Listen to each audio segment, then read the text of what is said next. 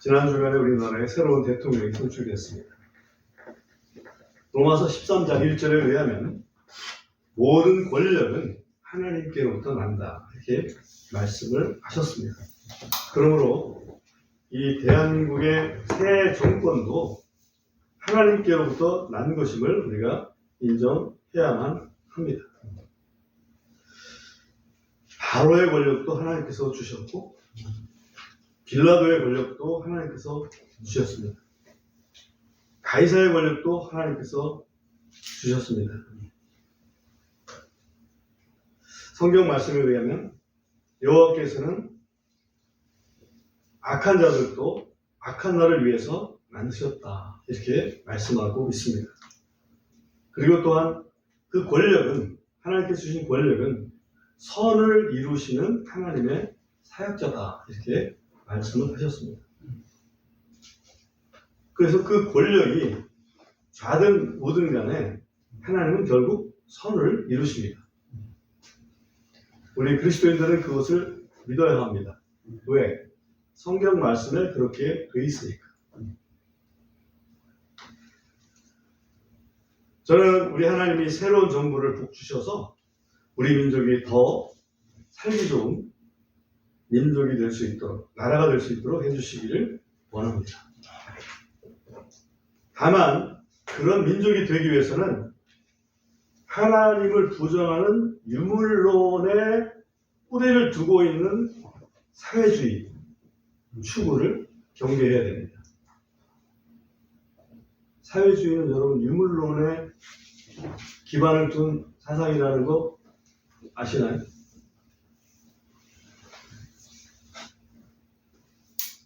마르크스가 얘기를 합니다. 마르크스 공산주의 창시자죠. 사회주의는 자본주의에서 공산주의로 가는 과정이다. 근데 여러분 어떻습니까? 사회주의건 공산주의건 우리가 속해 있는 자본주의, 민주주의와 대비해서 더 낫습니까? 아니면 성공적입니까? 안지 어쩐지는 모르더라도 성공적입니까? 고르바초프가 이런 말을 하겠습니다. 여러분 고르바초프 아시죠? 네. 소련의 대통령이었던 고르바초프가 이런 말을 했습니다. 20세기의 공산주의 실험은 실패로 끝났다. 고르바초프의 공산주의의 최고 지도자의 이야기입니다. 제가 꾸며낸 얘기가 아니고, 우리 남북한을 한번 비교해봐도 그 뭐냐면 자명하다고 볼 수 있습니다. 그럼에도 왜 많은 길로 가려는 것일까? 그런 움직임이 있어서 제가 말씀드리는 겁니다. 지금 대한민국 국정원장 자리에 내정된 사람이 공산주의자입니다. 공산주의자로 분명하게 본인이 공산주의자라고 얘기를 했고, 공산주의자로 또 법에서도 이렇게 확정했던 사람입니다. 공산주의자가 국정원을, 제가 이걸 끄겠습니다. 공산주의자가 국정원을 책임진다. 저는 우리나라의 안보를 우려하지 않을 수가 없습니다.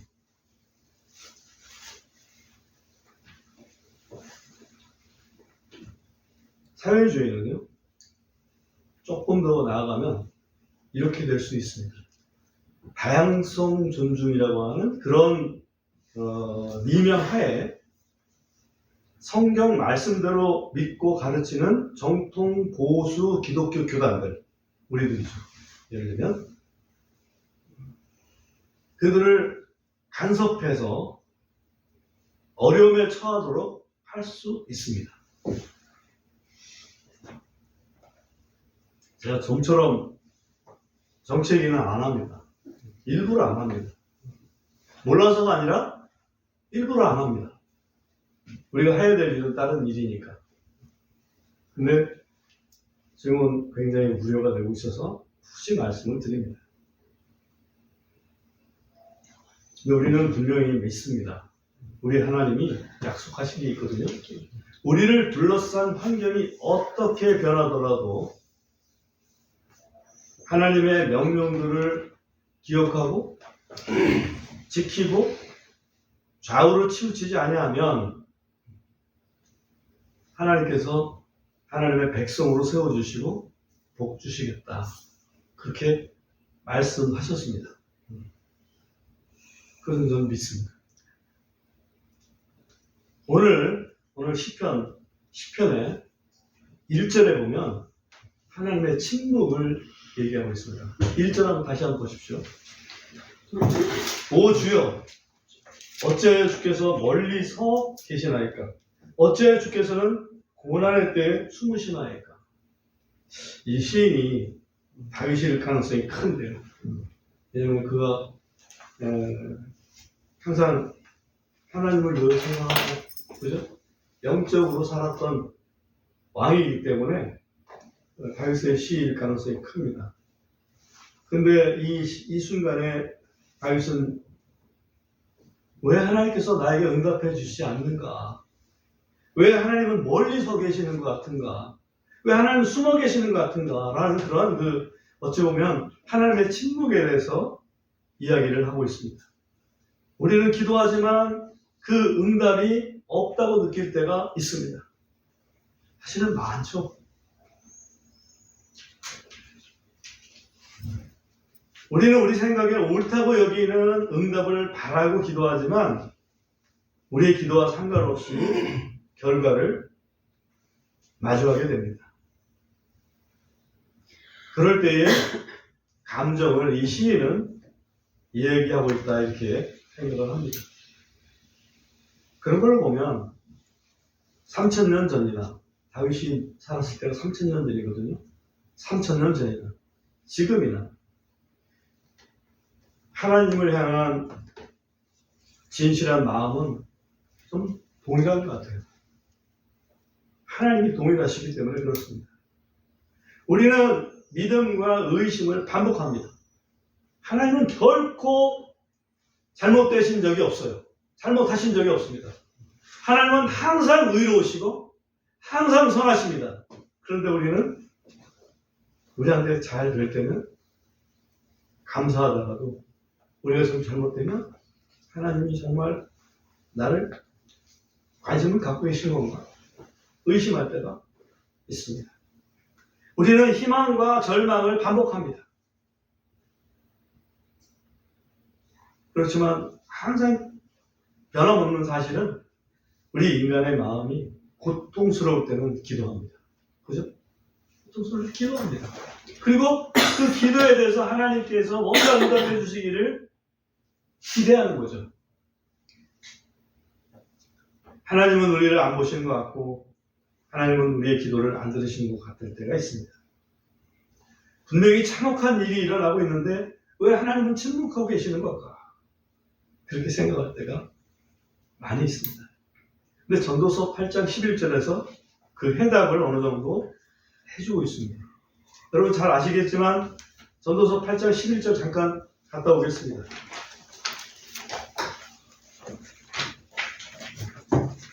전도서 8장 11절에 보면 이렇게 되어 있습니다.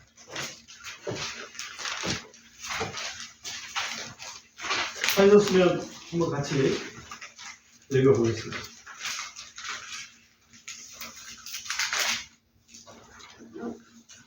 11절입니다. 악한 일에 시작. 악한 일에 대한 판결이 속히 집행되지 아니하기 때문에 그러므로 사람들의 아들들의 마음이 악을 행하려고 그들의 속에서 완전히 고정되었도다. 악한 일에 대해서 판결이 속히 된다면 무서워서라도 악한 일을 하려고 하지 않겠죠. 그런데 악한 일에 대한 판결이 속히 집행되지 아니하기 때문에, 다시 말하면 하나님께서 악한 일에 대해서 판결을 속히 안 내리시기 때문에 사람들은 악을 행하려는 마음을 갖고 있게 된다. 그렇습니다. 하나님은 우리를 로봇으로 만들지 않으셨습니다. 우리가 조금만 잘못하면 두드려 패고 조금만 잘하면 칭찬하고 그런 하나님이 아닙니다. 그건 뭐 우리가 그냥 말 잘 듣겠죠. 하나님 그런 하나님이 아닙니다. 하나님은 우리에게 의로운 선택을 하기를 기다리고 계시는 그런 기회를 주시는 참으로 인격적인 하나님이십니다. 하나님은 우리가 범법한 일을 기억하지 아니하시고 그 범법의 결과로 오는 그 고통을 빨리 해결받기를 원하십니다.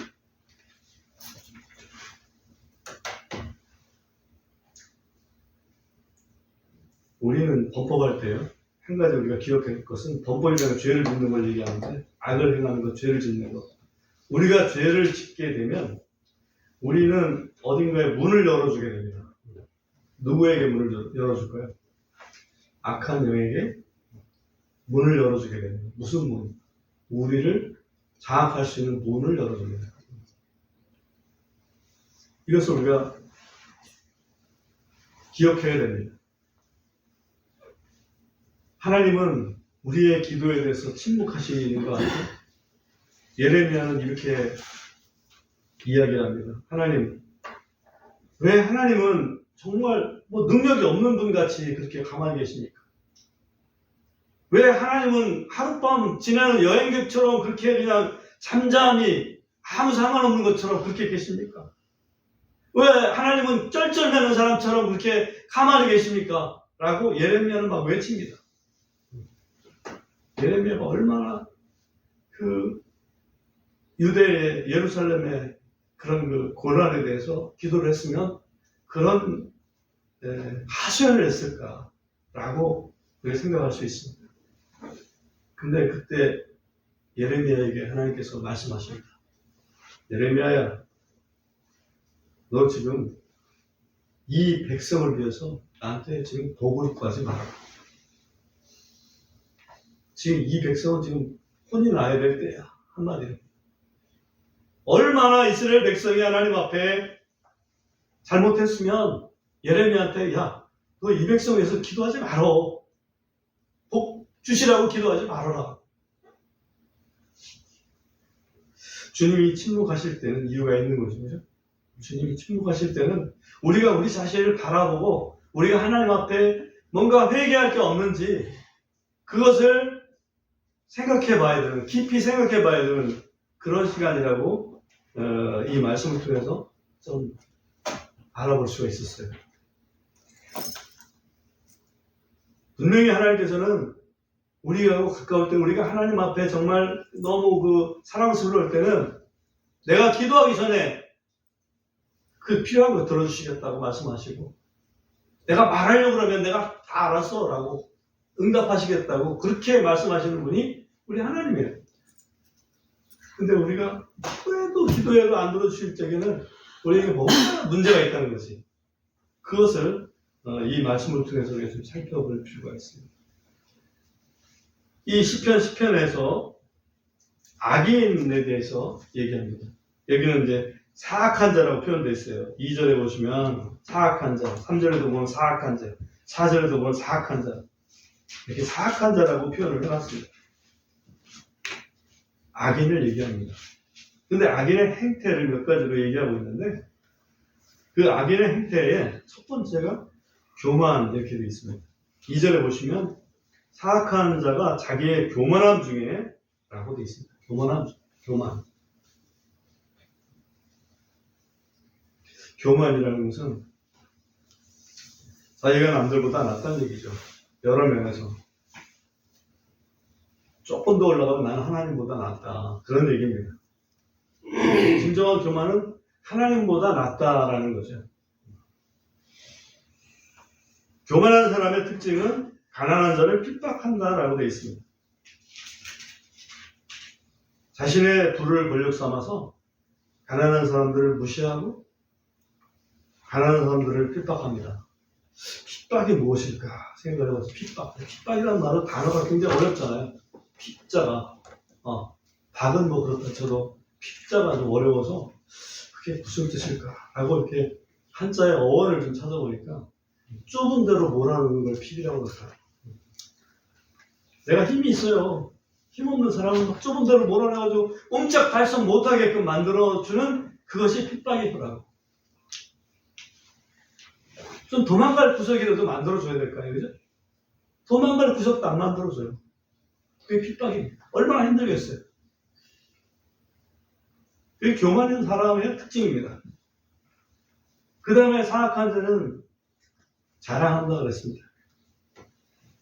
2절, 3절에 보면 사악한 자가 자기 마음의 욕망을 자랑하네요.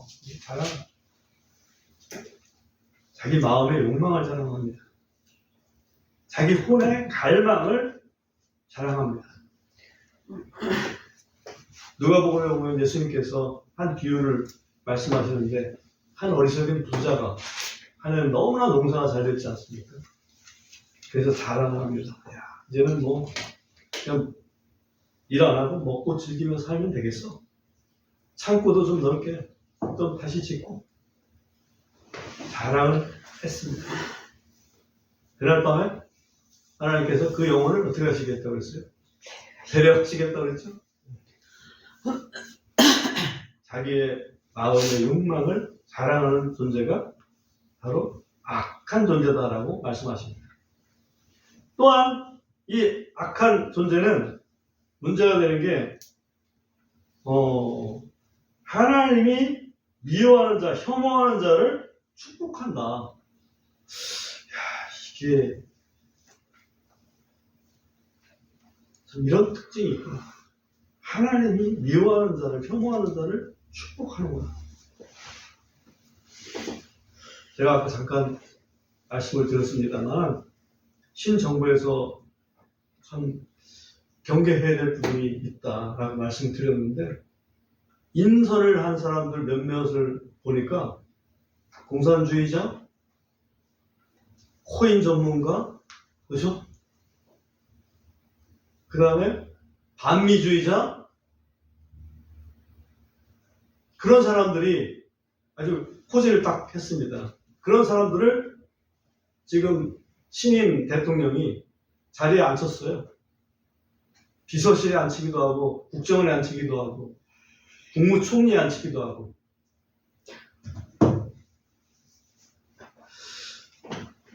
이게 여기 보면 주께서 혐오하는 자를 축복한다 그랬잖아요.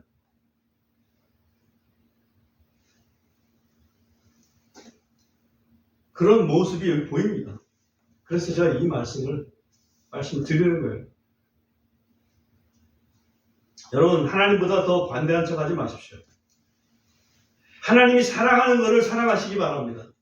하나님이 미워하는 것을 미워하시기 바랍니다. 어떤 사람은 하나님보다 더 관대해서 나는 다 좋아, 괜찮아. 하나님이 미워하셔도 나는 사랑해. 우상숭배 하나님 미워하시죠? 폐악질 미워합니다. 이혼하는 거 미워합니다. 위증하는 거 미워합니다. 선을 악이라고 하고 악을 선이라고 하는 거 미워합니다. 분명히 성경에 분명히 그런 것들 미워한다라고 되어 있어요. 하나님이 미워하는 걸 왜 사랑합니까? 여러분이 하나님보다 더 반대하십니까?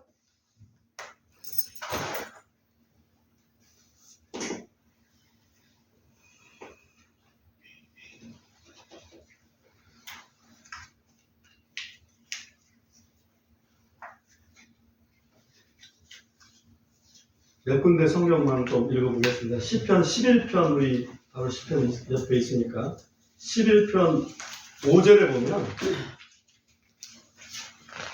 주께서 의로운 자를 단련하시느니라. 그러나 사악한 자와 폭력을 사랑하는 자는 그분의 혼이 미워하시는도다. 우리 하나님께서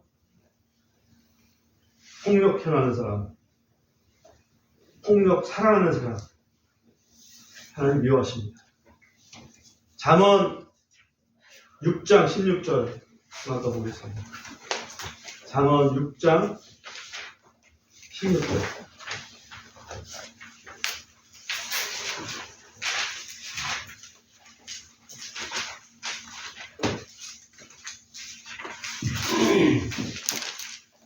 이 6가지를 주께서 미워하시며 참으로 7가지가 그분께 가증한 것이니 교만한 눈빛, 거짓된 혀, 그리고 무죄한 피를 흘리는 손, 사악한 상상들을 고안하는 마음, 해악으로 달려가는 빠른 발, 거짓들을 말하는 거짓 증인, 그리고 형제들 가운데 불화의 씨를 뿌리는 잔자.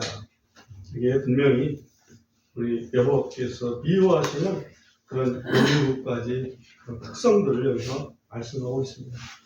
이걸 행하는 사람들은 성경은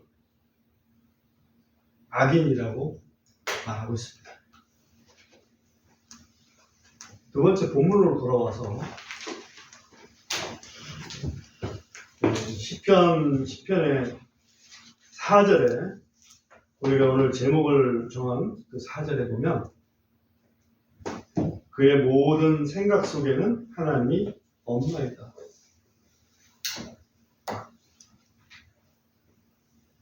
무신론이라고 말씀드렸습니다. 사람의 사상의 주인, 어찌 보면 자기 주인이죠. 내 마음의 주인. 내 마음의 주인이 자아일까 아니면 하나님일까 한번 생각해 볼 필요 있습니다. 내 마음의 주인은 내지 뭘 하나님이야 라고 이렇게 혹시 반론을 제기하실 수도 있습니다. 근데 자아가 중심인 사람 속에는 하나님이 계실 수가 없습니다. 자아가 중심인 사람 속에 하나님은 계실 수가 없습니다. 자기 확신이 충만한 사람을 한번 보시기 바랍니다. 예를 들면 일론 머스크 한번 볼까요? 그의 재산은 타인들보다 많습니다. 그가 부리는 사람들도 많이 있습니다. 그가 하는 사업마다 잘 됩니다. 그는 자기 관리까지 잘해서 아주 건강합니다. 문제가 생겨도 하나님은 찾지 않습니다. 자기 지혜에 의지해서 해결책을 찾아갑니다. 오늘날 세상이 발달하고 기술이 발전하다 보니까 그런 경우 많죠? 전화 한 통이면 해결되는데 왜 기도해? 아삽이라는 사람이 시편 83편에서 기도를 합니다. 기도를 하는데 아주 그냥 자기 자신이 너무 초라한 그런 기도를 합니다.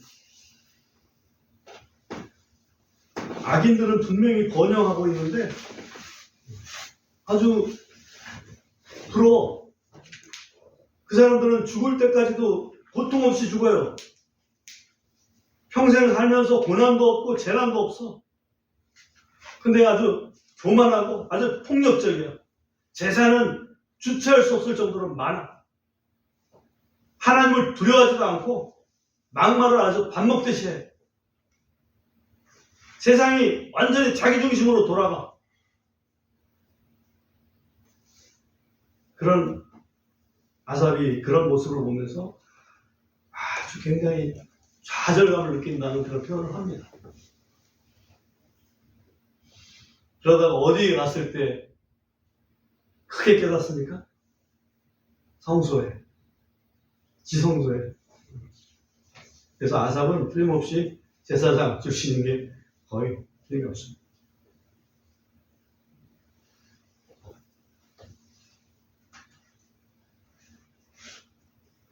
우리 옛날 선조들이 공부하던 그런 내용들을 좀 살펴보니까 이런 표현이 있어요. 천시, 지리, 인화 이런 뜻이 이런 표현이 있어요.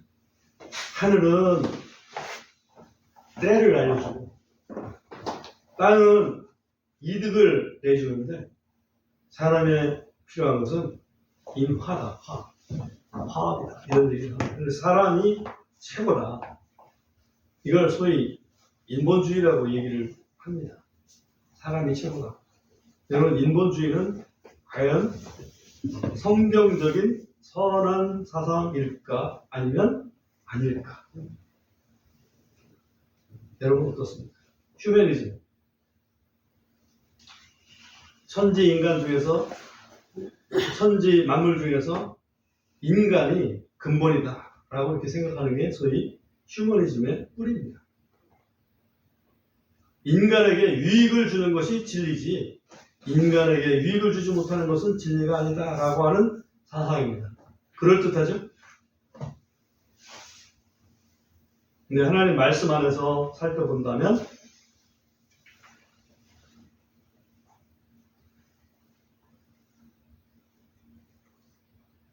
하나님을 배제한 인간 본연의, 인간 중심의 사상, 결코 선할 수가 없습니다.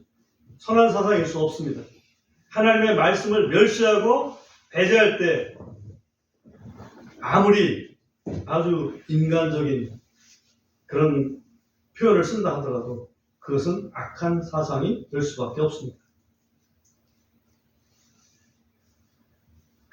왜 제가 인본주의, 휴머니즘을 지금 말씀을 잠깐 드리냐면, 인본주의, 실용주의에서 기반된 게 소위 사회주의예요.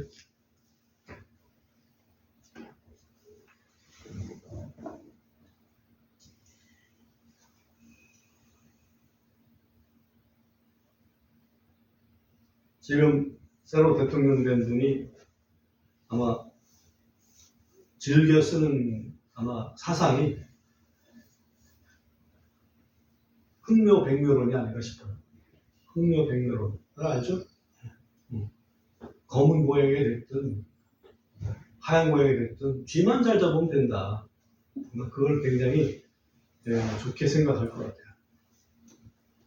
첫 일성이 실용주의를 내세웠었기 때문에. 수단이야 어떻든 간에 결과적으로 잘 살게 만들어 보겠다, 그런 얘기죠. 근데 하나님은 결과를 가지고 얘기하시는 분이 아닙니다. 하나님은 그 출발점을 굉장히 소중하게 생각하시는 분이고, 과정도 중요하다는 얘기죠. 의로운 방법으로 부자가 돼야지, 불의한 방법으로 부자만 되면 됩니까?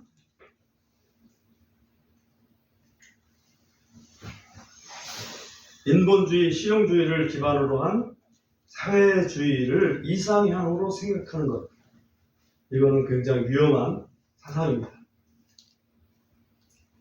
그래서 좀 부정적으로 본다면 우리 그리스도인들에게는 좀 힘든 세월이 예상이 될 수 있다. 긍정적으로 본다면, 그거를 거꾸로 긍정적으로 본다면, 지금 느슨해진 신앙생활이 신앙의 본질을 되돌아볼 수 있는 그런 계기가 될 수도 있다. 바른 신앙 가질 수 있다 했죠. 너무 풀어지면 사실은 이게 신앙인지 아닌지 뭐가 뭔지 잘 모릅니다. 그죠? 근데 좀 조여보면 내가 믿는 사람인지 아닌지 그거를 알 수 있게 됩니다. 우리가 할 일이 하나 있습니다. 제가 오늘 에베소서 6장 13절 암송승구를 냈는데요. 우리가 할 일은 하나님의 전신갑주를 입는 것이다. 우리 에베소서 6장 11절, 13절 두 구절 한번 보겠습니다. 에베소서 6장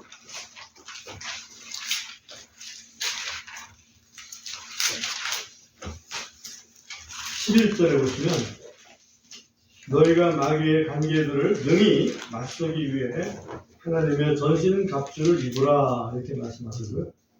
13절에 보면, 그러즉 너희는 하나님의 전신갑주를 취할지니 이것은 너희가 악한 날에 능히 대항하고 모든 일을 행하는데 설 수 있게 하려 합니다. 하나님의 전신갑주는 6군데 있죠. 6가지가 있습니다. 맨 처음에 시작하는 것이 허리띠고, 그 다음에 가슴에 있는 흉갑이고, 세 번째는 발이고, 네 번째는 왼손이라고 보여집니다. 왼팔이고, 다섯 번째는 머리고, 여섯 번째는 오른팔이다. 허리에 진리의 허리띠를 떼고, 그 다음에 가슴에 의의 흉갑을 입고, 그 다음에 발에 복음의 신을 신고,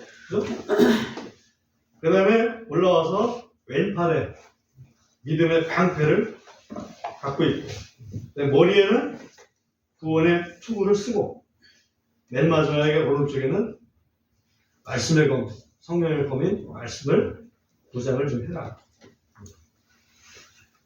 뺄 게 하나도 없습니다. 이 악한 날에 우리의 믿음을 잘 지켜내는 방법은 진리를, 의의를, 또 복음을, 믿음을, 그리고 구원을, 그리고 말씀을 분명하게 우리가 가지고 있어야 됩니다.